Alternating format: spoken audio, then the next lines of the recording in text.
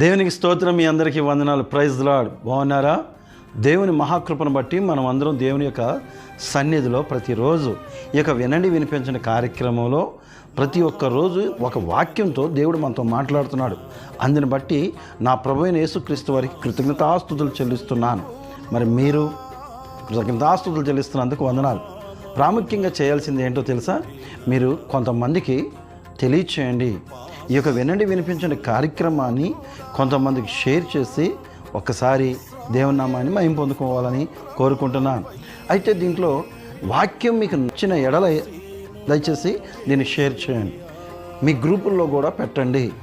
ఇది మంచి మాటలు, కుటుంబాలు ఆశీర్వదించబడటానికి, కుటుంబాలు దీవించబడటానికి ఈ యొక్క దేవుని యొక్క కృప. ఎందుకంటే దేవుని యొక్క దృష్టి మన కుటుంబాల మీద, మన యొక్క నడతల మీద, మన యొక్క జీవితం మీద ఆయన దృష్టి ఉన్నది కనుక ఆయనకు ఒక్కసారి మనం చేయాల్సింది ఏంటంటే ఆయన మాటలు అనేక చోట్లకి మనం సువార్త ఈరోజు చాలా తక్కువైంది.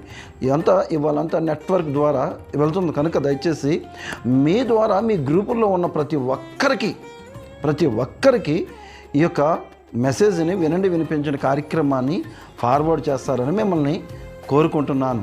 మరి ఈరోజు వాగ్దానము ఆదికాండము 6వ అధ్యాయము 8వ వచనం రాయబడిన మాట. అయితే నోవాహు యెహోవా దృష్టి యందు కృప పొందినవాడైనను. నోవాహు యెహోవా దృష్టి యందు కృప పొందినవాడు. ఎలా పొంది ఉన్నాడు? కృప పొందడం అంటే ఒక మాట నాకు గుర్తొస్తుంది. నేను కృప పొందుకోవాలి అంటే దేవుని దగ్గర, దేవుని దృష్టిలో, దేవుని యందు నేను కృప పొందుకోవాలంటే ఆయనకి నేను నచ్చిన వాడిగా ఉండాలి, ఆయనకి ఇష్టమైన వాడిగా ఉండాలి. ఆయన నడతల్లో నేను కూడా పాలిభాగం పొంది ఉండాలి. ఆయన సువార్త ప్రకటిస్తున్నప్పుడు ఆయన ప్రకటించిన ప్రకటనలు నేను నేర్చుకొని అనేక మందికి తెలియచేయాలి. అవును కదా ప్రియ సహోదరి సహోదరులారా? ఆయన ఎందుకు కృప పొందిన వాడని ఎలా చెప్పగలను అంటే, నేను ఒక ఉదాహరణ చెప్పాలని మరొక ఉదాహరణ చెప్పాలని ఆశపడుతున్నాను. పనివాడు పని నేర్చుకున్నప్పుడు చెప్తాడు, నా పనివాడు, నా శిష్యుడు, నా మిత్రుడు, నేను నేర్పినవాడు, లేకపోతే ఇలా ఎన్నెన్నో చెప్పుకుంటూ వెళ్ళిపోవచ్చు. అయితే ఇక్కడ రాయబడిన మాట ఏంటంటే, అయితే నోవాహు యెహోవా దృష్టి యందు కృప పొందినవాడు. యెహోవా యందు దృష్టిలో పడ్డాడని, ఆయన దృష్టిలో పడ్డాడు. నోవాహు చాలా మంచివాడు. అంత దేశంలో, ఆ యొక్క ఊరిలో ఈయన ఒక్కడే ఆయన కనుక దృష్టి పట్టడం ఏంటి? అది కాక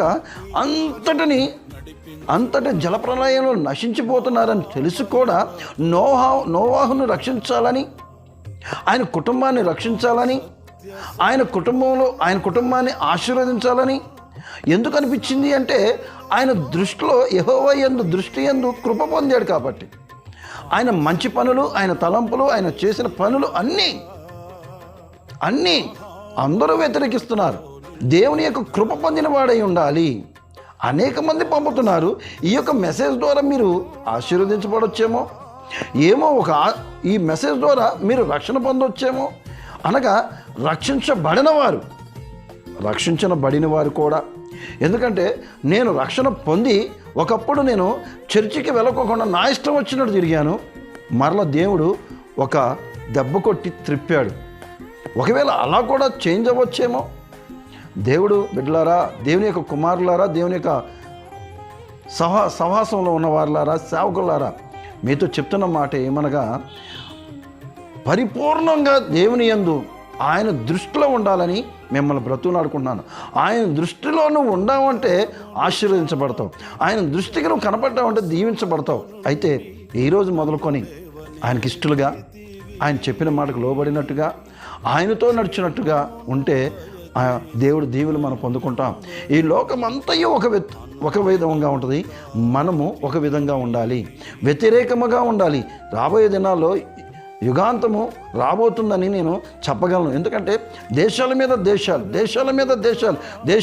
దేశాలు యుద్ధాలు జరుగుతున్నాయి, రకరకాల శ్రమలు వస్తున్నాయి, రకరకాల ఇబ్బందులు వస్తున్నాయి. అయినను మనము చేయాల్సింది ఏంటంటే, భయపడక దేవుడితో ఉన్నామని, దేవుని దృష్టిలో మనం ఉన్నామని భయము కలిగి, ఏ భయము?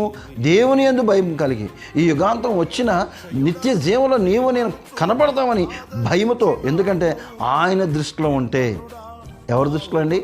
ఆయన దృష్టిలో ఉంటే నీవు నేను నిత్య జీవంకి వెళ్తాం. దేవుడి కొన్ని మాటలు దీవించి ఆశీర్వదించును గాక. తల ముంచుకుందాం, కన్నులు మూసుకొని ప్రార్థిద్దాం. పరిశుద్ధుల జీవగల తండ్రి, జీవాధిపతి, నీకు వందనాలు. ఈరోజు మాతో మాట్లాడిన దేవా నీకు వందనాలు. అవునయ్యా, నీ దృష్టిలో మేము ఉండేవారుగా ఉండడానికి సహాయం చేయండి. నీ దృష్టిలో మేము ఉండేవారుగా ఉండడానికి సహాయం చేయండి. అవునయ్యా, మేము ఎవరో దృష్టిలో కనపడాలని, ఎవరితోనో ఉండాలని ఆలోచిస్తున్నామేమో. కాదయ్యా, నీతో నడిచేవారుగా, నీలో నడిచేవారుగా, నీ మాటకు లోబడేవారుగా, నీ దృష్టిలో మేము ఉండేవారుగా మమ్మల్ని కనిపెట్టి కృప చూపించి నీ యందు అయా నమ్మకంగా జీవించే కృపగా ఉండుటకు సహాయం చేయండి. అయా నా తండ్రి, మందిరానికి వెళ్తున్నాము, మందిరంలో ఉంటున్నాము, మందిరంలో అనేకమైన చేస్తున్నాము, ఇంకను దశమ భాగం కూడా ఇస్తున్నాము అనుకున్న వారికి అయా నా తండ్రి, ఒక్కసారి ఈ వాక్యం ద్వారా ఆయన దృష్టిలో నేను ఉన్నానా లేదా అనగా నా తండ్రి, నా పని ఏ రీతిగా ఉంది, నేను ఏ రీతిగా దేవుని యందు నమ్మకంగా ఉన్నాను, ఆయన దృష్టిని నేను కనబడి ఉన్నానా? అలనాడు నా తండ్రి అయ్యా నోవాహుని ఎంచుకున్నట్లుగా నన్ను మీరు ఎంచుకుంటారా లేదని ఎవరికి వారే